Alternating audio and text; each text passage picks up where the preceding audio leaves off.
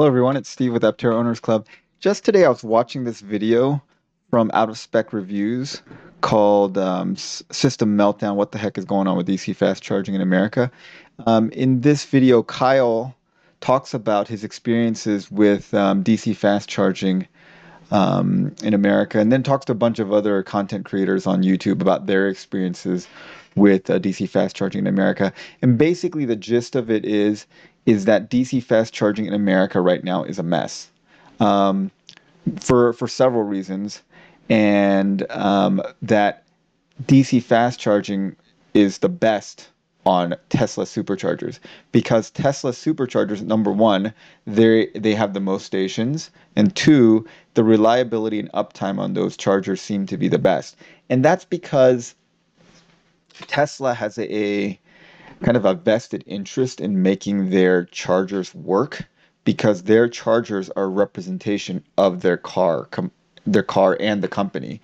So having those work reflects having them not work reflects poorly on the company.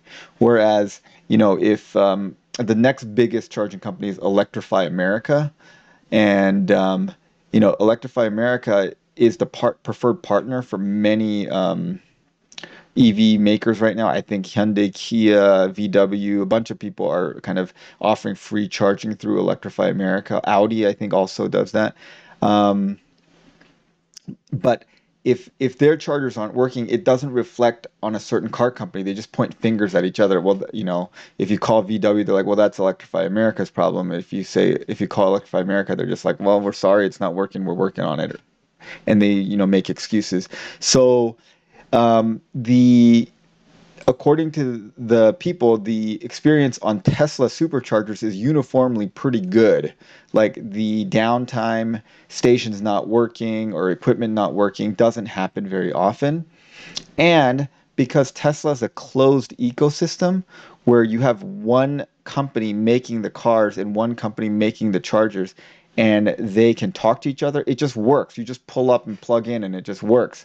Now, you can't have that with Electrify America or other companies because it's not a closed system. I kind of liken it to like Apple versus Android or PC.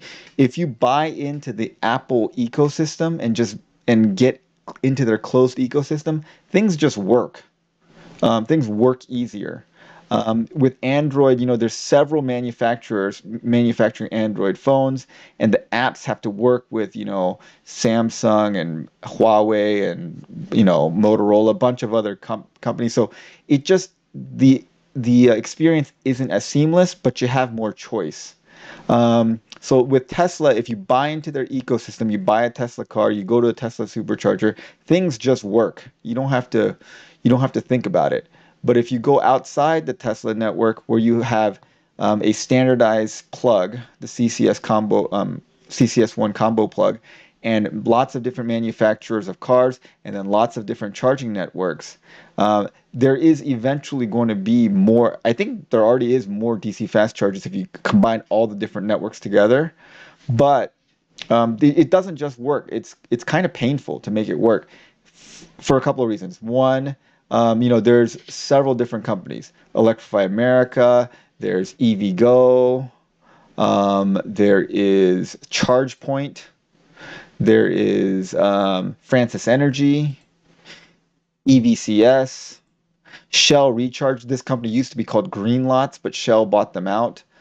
There's Volta, Blink, EV Connect, and these are just the major ones. There's lots of smaller ones too. Um, and and each of these companies expects you to download their app and then make an account and put a credit card on their account to use their stuff. And some of them want you to prepay, like ChargePoint wants you to prepay a certain amount and leave it in their app. So uh, just think about if like with gas charging, you just go to a gas station, flip out your credit card, put it in the thing, and fill up your car. And I don't know why the charging networks don't do that. That seems like a pretty easy solution to implement. I don't know if it's because they don't want to install all those point of sale credit card things, but they want you to install their app and then um, pay through their app. So depending on which station you go to, you sometimes you have to download like 6 or 7 different apps to make you give you access to all the different charging networks, which is a major pain. And then even when you download the app, a lot of times the chargers don't work. And the other thing is, when you go to these chargers, this is an Electrify America charger, they have different speeds. Some are 50 kilowatt chargers, some are 150 kilowatt chargers, some are 250, some are 350. And a lot of people who are charging at these stations don't understand what those mean. And they just figure, oh, I'm at the 350 station. This is going to charge my car the fastest. But no, your Nissan Leaf Plus is not going to charge at 350 watts. Your car is limiting that. And they don't understand like which station is going to be the best station for my car. It's more complicated. It's not like you just pull up to a gas station and just fill it up with gas. I think as people get more used to EVs and people get more educated, they will understand the differences. But currently, if you go to these charging stations, people are very confused about that. And they don't understand what the 50, 150, 250, 350 kilowatt, what that means in terms of charging. So it doesn't affect most people because most people would end up charging at home. This study says that 80% of EV charging is done at home. And I've owned 3 EVs over the past 12 years. I owned the very first year model of the Nissan Leaf, which was a great car, except for they didn't have any thermal management on their battery. And in the 3 years that I leased it lost quite a bit of battery capacity because I live in inland California where it gets really hot, and inside my garage probably hit like 140 degrees while it was charging. So it was not doing well. And then I owned a Fiat 500e, and now I own a Honda Clarity plug-in. And a couple of things that I always charge at home, but I did use level 2 charging outside once in a while. And none of my cars had DC fast charging, so I have no personal experience with DC fast charging other than, driving by DC fast chargers and looking at other people using them. Um, but I did notice when I first had the Nissan Leaf about 10 years ago, they people had some charging stations at different, shopping centers and stuff. And I was pretty much the only electric car there, and I could always use it, except for, sometimes they would get iced. That means when a gas car just parks in that spot and blocks you from charging. That still happens a lot if you go to shopping centers and they have those charging stations at, near a supermarket or Walgreens or something like that. You'll have a gas car parked in the EV charging spot, even though it's clearly marked for EV charging only. People don't care. It's pretty frustrating when they do that. But it used to be that if there was a charger at one of those shopping centers and a gas car wasn't in it, you could almost always get in. These days, if there's a free charging station at a shopping center, it is taken up by someone 100% of the time, because in a parking lot of 400 cars, there's going to be at least 20 EVs in California in that lot. So it's going to be used. So it's almost impossible to get a free, charging station at a shopping center nowadays, because this article was from earlier this year, and they're talking about how EV vehicle sales are growing, but chargers are not keeping pace.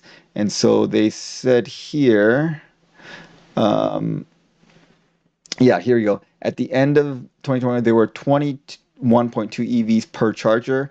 That's up from 19.7 in 2019. So they need to build a lot more chargers to make this work. The only reason that chargers are important, though, is when you do road trips. Like, I've never had to use a DC fast charger because mainly I have 2 cars. I have a gas car that I use for road trips, and I use the EV for like 90% of the driving around town and kind of locally in the area.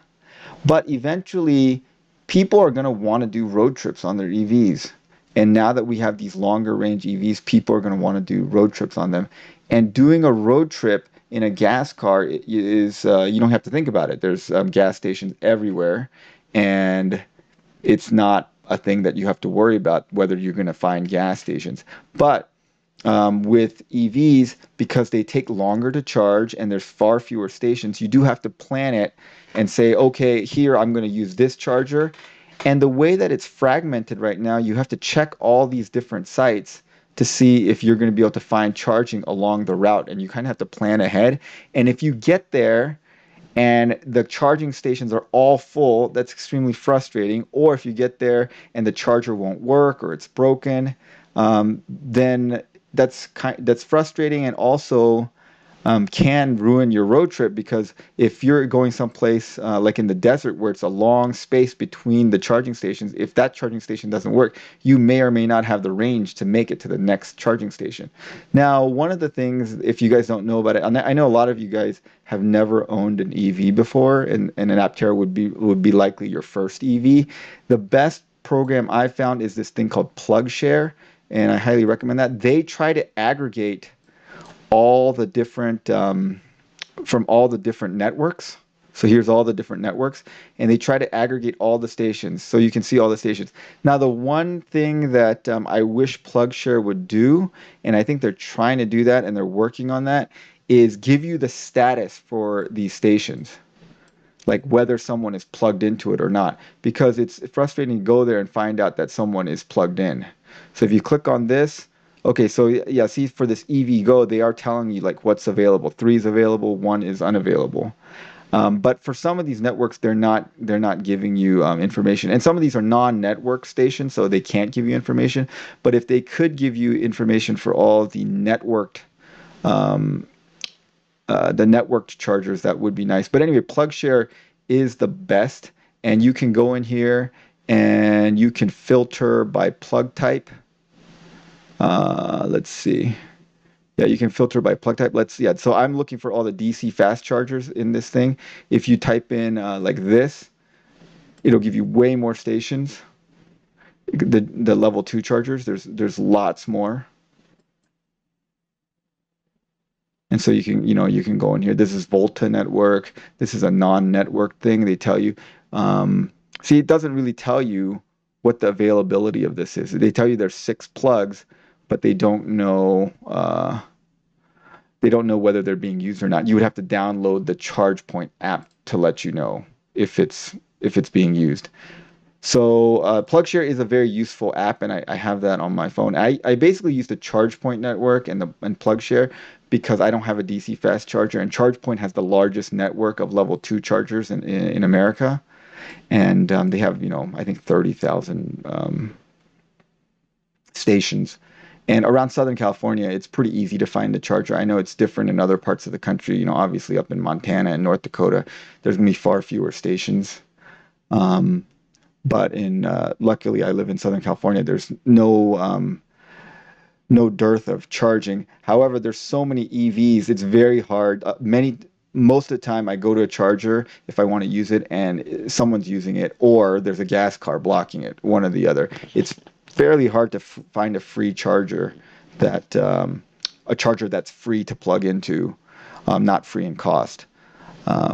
Free to plug into and free in cost, that's even harder to find anymore. And I think now the shopping centers, if you're going to offer free charging, you should just have a lot of chargers. You should have like 20 or 30 chargers if you're going to offer free charging. If you have just 1 or 2, you should just charge for that charging station a little bit, just so that people aren't just hogging it because it's free charging. That's just my beef. Also, I wish people would these people would just move to a credit card and get rid of the app. I think that would be a lot better. I think some of them are thinking about doing that, but it would just be better to not have to make you get the Blink app and the ChargePoint app and the EV Go app and the EV Connect app and all those things. Just make it like a gas station. And the other thing is they need to figure out some way of letting people get in line for the chargers. Sometimes when you get there, and there's people waiting, there's no apparent line for the charger. See, with a gas station, you can just pull up behind the car that's filling up because they're going to be gone in a few minutes. But if you want to get in line, there is no line for the chargers, which can lead to a little bit of problems at busy stations. I think this situation is going to get better, but it's not going to get better anytime soon. For the next several years, until the charging infrastructure gets better, it's not going to be good. And I think if you want reliable charging for road trips, Tesla is kind of doing it right at this point. I don't know how that's going to change if Tesla opens up their chargers to other cars. I think that's going to make things not as easy. They're going to have to change their superchargers so that the cables are longer, and it may congest their superchargers if they open it up to other cars, and that will kind of probably upset a lot of Tesla owners. So I don't know how they plan on navigating that. The good thing with Aptera is because it's such an efficient vehicle, you don't even need that much DC fast charging. If you were going on a road trip and you found a level 2 charger, and there's lots of level 2 chargers, they're very widely available. You can recharge up to almost 800 miles per night, which makes road tripping in an Aptera fairly easy. If you were trying to do it in a Rivian, you would only get 260 miles per night off of a level 2, and that's just not sufficient. And even with a low power level 2, you can get almost 400 miles of range with the Aptera overnight, and that would fill up you would easily fill up the 40 kilowatt hour battery pack with that. And even with level 1, you can get just a regular wall socket. You can get 160 miles. Now, that's probably not sufficient for a road trip unless you're the kind of person that likes to road trip very, very slowly. But level 2 is a decent backup for an efficient vehicle like the Aptera. It's just not a decent backup for any other kind of car that's not efficient.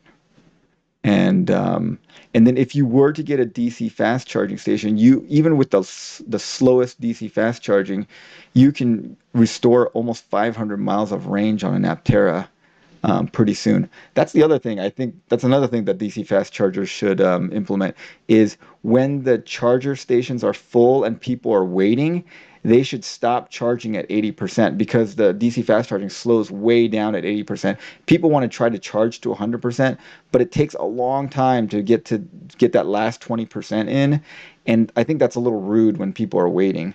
So I think they should just they should figure out some kind of queuing system for these DC fast chargers, and then when people are waiting, limit the people that are charging to 80% and have them get out, so that you can get, usually most cars you can get up to 80% in about 30 minutes, and then it takes almost like another 20-30 minutes to get that last 20%, which is not an efficient use of time if you have a limited resource like the DC fast chargers. Anyways, I think this is because the DC fast charging network is kind of not great right now.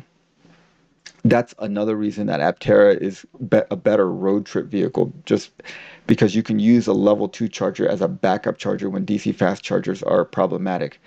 And it does seem like Aptera is definitely going with this Tesla plug, and I don't know if that gives access to the Tesla supercharger network. Just because you have the Tesla plug does not mean you get access to the supercharger network, because the supercharger network has to talk to the vehicle and verify account settings, and then and let you get access to it. Because even some Teslas don't have access to the Tesla supercharger network. If you go to Rich Rebuild's channel, there's some salvage Teslas that he's put together that no longer have access to the Tesla supercharger network because they're not recognized as a Tesla car by their network. So just because Aptera has a Tesla plug does not necessarily mean they get access to the Tesla network. And if they do get access to the Tesla network, that would be nice, because it is by far the most reliable network at the current time. I expect that to change over the next several years, but currently, if you want to go on a road trip and you don't want to worry about whether you're going to get there and have to wait a long time, or have the charger not communicate with your car or not work, then the Tesla supercharger network does seem to be the most reliable network. Okay, well, if you guys have experience with DC fast charging networks or the Tesla supercharging network, I'd like to hear your experiences, because I personally don't have experience with that. I only have experience with level 2 chargers, and I've told you about my experience with those. But have you gone on a road trip, used Electrify America or EVgo, and it went well or it went poorly? And did you go on road trips with a Tesla supercharging network, and how did that go? I'd like to hear you guys' experiences with those. So thanks for watching, everyone, and look forward to your comments. Thanks as always to our supporting members, and have a great day, everyone.